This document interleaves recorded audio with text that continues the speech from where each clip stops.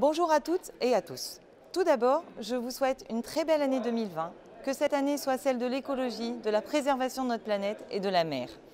Cette année, je continuerai bien sûr sur ce combat avec vous, sur le terrain comme au Parlement européen. Je travaillerai notamment sur le rapport d'initiative dont j'ai été nommée rapportrice. Il se concentre sur les aires marines protégées qui doivent permettre de préserver la ressource halieutique et garantir aux pêcheurs de pouvoir encore pêcher. En ce début d'année, je suis très en colère parce que je vois que nous allons encore et encore polluer notre mer avec des rejets toxiques. Et tout ça pourquoi? Pour des questions d'économie. Nous allons laisser quoi à nos enfants et nos petits-enfants? Un monde de chiffres plutôt qu'une planète verte. Ce qui m'amène à ce pourquoi je suis en colère. En date du 30 décembre, le préfet des Bouches-du-Rhône a renouvelé pour 5 mois l'autorisation pour l'entreprise Alteo, basée à Gardanne, de rejeter en mer des boues rouges. Ces boues rouges sont les résidus du processus d'extraction de l'alumine. La première autorisation de ces rejets date des années 60, au temps du gouvernement Pompidou et qui devait durer 30 ans. Malgré la Convention de Barcelone qui interdit tout rejet en mer, une nouvelle autorisation a été donnée jusqu'au 31 décembre 2015. En 2012, il y a eu une création du parc national des Calanques.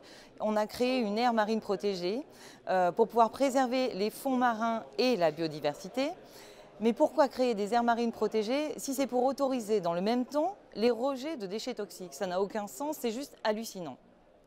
Sous la pression des riverains, des citoyens, des pêcheurs, qui sont très impactés par ces rejets, la justice a écourté les délais accordés par le préfet Bouillon en 2015, délais écourtés de 2019 à 2022, enfin de 2019 au lieu de 2022, et là patatras. Au 30 décembre 2019, une nouvelle autorisation accordée pour une durée de 5 mois pour le rejet des eaux résiduelles. La partie rouge, on ne la voit plus puisque celle-ci maintenant est filtrée, mais l'empoisonnement des riverains continue. Les métaux lourds, arsenic, chrome, vanadium, continuent à se déverser et à polluer la mer.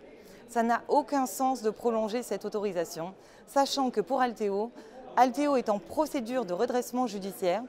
Et plutôt que de prolonger cette autorisation, il aurait fallu penser au reclassement des 400 salariés.